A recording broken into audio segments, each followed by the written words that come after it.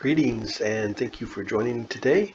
We are looking at Charles the Chessbot on chess.com, rated 2000. And after 57 moves, I played the white pieces and ended up in this position. And so we're going to take a look at how I got there, and we're going to look at like all my videos, look at the bad moves, the good moves, and I'll run my big fat mouth the whole time, and hopefully maybe that can help you if you're struggling to beat Charles 2000 from chess.com, the Chessbot. Or even reviewing my own videos helps me. So we're going to take a look at this. Computer says I hit at a 93.7% and Charles at an 83.2%. So let's get into the game and take a look at some things. I did the old classic e4 pawn opening. Again, in the beginning, just try to control the center and develop your pieces. And in this game, you're going to see some good examples of having your pieces work together. Remember, a piece by itself, even the queen, can't do much. It needs the aid of another piece. So in the beginning, remember, it's just like a battle of yin and yang. You're trying to control the center, and so is your opponent. And you can't give something without taking something in return, or you can't let's do that the other way. You can't take something without giving something in return. Yeah, that sounds better. Okay, so just going through here. Yeah, this pushing this knight. I mean, it's there's some other things that can be done here.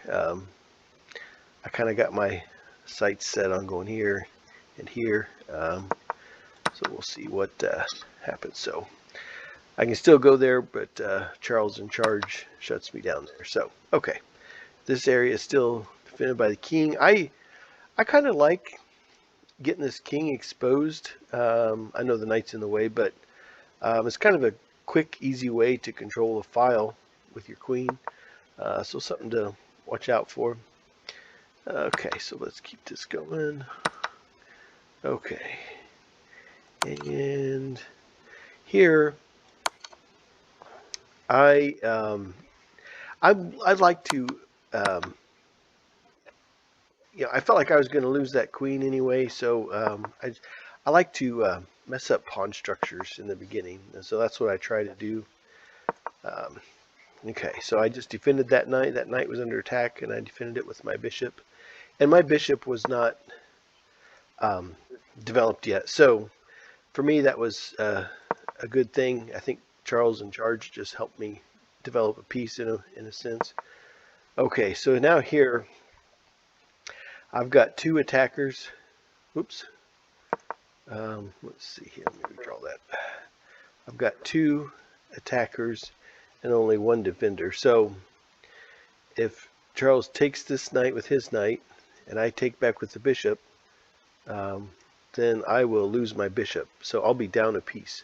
So at this point, I hate to just exchange for nothing, but I think I'm going to exchange those knights so I'm not down a piece. So that was my thing there. So, and now I would love to take with my rook, but Charles owns that diagonal, so I have to be careful. And now we both have isolated pawns. So I was hoping to try to avoid that, but I did not do a very good job of avoiding that. So, okay, let's keep this going. Now here the computer says I made a mistake, and yeah, okay, I probably should have kept pushing this pawn. The computer knows better than I do, but what I had in my head, right, wrong, or indifferent, was I like to shut down these bishops. I'm kind of shutting down my own, but if this bishop ever moves, I can probably take that pawn. At least gives me a future idea. So, and it kind of locks in, not kind of, but absolutely locks this pawn in from going any further than this on that diagonal, on the queen side diagonal. So, I like to lock in my opponent's bishops. So that's what I was trying to do by pushing that knight up, keeping that pawn right there. Okay, so as you can see here, my opponent now owns this file, and I want to own that file, not my opponent. So these little things, especially if you're stuck in your chess game, it's those little things like that that make all the difference in the world. Especially at 2000, that's a pretty high ELO, at least for me it is anyway. And I have to look for all these little differences. I mean, waiting for Charles to drop a piece or something, hey, that's not going to happen at this level. But I could drop a piece, but I doubt that Charles does. So anyway, so I have to be very careful and look for these little advantages. Okay, so that gets me at least lined up to here.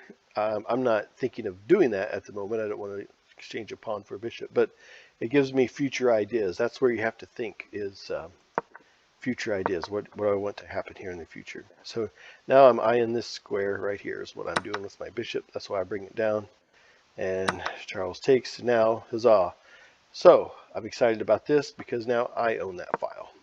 So that's great. And now I want to put a threat on that bishop. Yeah, and Charles says, I don't think so. So now I'm putting this under attack here, this pawn. And if it moves here, now I can take it because take, and then I can take with my rook. So I'll win that exchange. Okay, so I'll have 2 attackers, and there's only going to be 1 defender for that square. So, and that's exactly what happens. So now I'm a pawn up. So we both have an isolated pawn, similar pawn structures here on the king side. We both have a dark squared bishop. I'm looking for any kind of edge, just any kind of little edge, and it's right here, folks. It's this. That's what you have to get to with these games, is just look for a little edge. And so here, let's go back and look at this. I have to be careful. My weakness in this game right now is I do not have an escape route for the king, and there's a rook on the board. Oh, that's dangerous for me, because here, it's mate. I can defend and take, and then it's mate. So I have to stop what I'm doing, disrupt my tempo just a little, and give myself an escape route. I could have done this as well, but I have a feeling it's going to come down to which one of us can push one of these pawns. And so I wanted to keep my king on this side of the board. That was my thinking.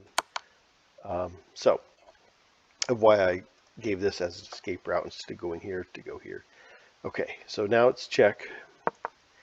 And now I've got some really good ideas about promoting this pawn. I'd really like to have my rook normally underneath the pawn and then push up, ideally. But there's some ideas with this as well. And there's that escape route being used. Okay, so I'm thinking, hey, maybe I can push this pawn. Okay, so I thought about taking there. It was real tempting, but I decided to get rid of this pawn because I can't tell you how many times I've been to the end game where I could have won, should have won, and I can just royally screw it up, folks. I can. And it's always some pawn that gets promoted that I just didn't take the time to deal with. So that's what I'm trying to do there. Okay, but I do own this diagonal, which is kind of why I wanted to keep my bishop. If you're trying to promote a pawn, a bishop is a good one to hang on to. If you've seen some of my other videos where I'll not exchange because of a knight or something, where it's like, no, I want the bishop at the end game. Sometimes knights are better if they're hopping around the board. If there's a lot of pawns on the board, knights can hop around better. Bishops can get shut down. But generally, I like the bishops when I'm trying to promote, because like I said, I own all this diagonal here. I don't have to tie up my resources here. That's one thing, is like, a rook is worth 5 points. I don't want to tie up that resource just to defend a pawn. I want it doing other things, and that's what you have to remember. So now, okay, now I'm free to use my rook for other things because of this. My resources aren't tied up there. Okay, so let's keep this game going here. And so now this is being threatened. And at this point, I thought about, this is my knee-jerk reaction. Just come here for check. King takes. Okay. Then I come back up here and queen. It's back to check. and the king goes back down. Now I've got a queen, but this bishop here is under attack. So, I was thinking, well, am I going to spend too much time just defending this bishop? Or if I lose the bishop, then it's just a queen against a rook and a bishop. And those pieces can work together. A queen is going to have a tough time, even though it's, she's a queen, I get it. But she needs another piece to help her out. My king isn't really in the game yet. He's just hiding. So I went with this to defend. And now Charles says, I can't let you be in charge and with the queen. So I queen just to sacrifice it. Now, we both have one minor officer, one minor piece, the same, dark squared bishop. But the difference is I have a rook. And I say, well, and our pawn structure is similar. I say, okay, so maybe I should have done the other thing, or whatever. But this is good. I can win this game. So Charles takes that exchange, and now I've got to pick off these pawns, and that's what I'm doing here. I have to be very mindful. This pawn could queen. So this king is going to try to protect this pawn right here, so that it can queen, and that's what I have to be very mindful of. So I took the time to stop and just protect that area. I'm not necessarily trying to protect this pawn. I just really don't want this to queen. So that's why I stopped my tempo and protected that. Okay, so let's get these shut down here. Okay. So now I've got the king pretty closed off.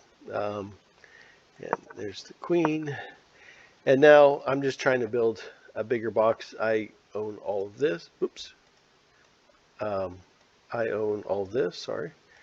And all of this. So basically there's just a small box for the king to hop around in. And, I've talked about this in several other games. I just try to close that box and make it smaller and smaller. Let's get rid of that pawn. There we go. Okay, so there's several ways to end this. I don't know if I really, yeah, okay, this one's okay. Now I own all this, I own all this. The king has to go over to one of these squares, and it does, and now it's mate, because I own this, and I own this. So that is going through Charles. Not so in charge. But I did have, I made some mistakes, and I learned from them, analyze your games. And so, yeah, Charles, fun game. It was pretty good back and forth there. I did get a little lucky with some of those in the mid game, but the key takeaway here for this game is in the mid game, get just up by just a pawn or a piece or a better pawn structure. And then once you have that, start thinking about that end game and start trading down. So if you're at the other end of that spectrum and you're down a piece, it's normally better to not trade down because there's, you don't want to get into the end game to where, you're down a piece or something like that, or, there's a pawn that's obviously going to promote. So try to hang in there if that's the case.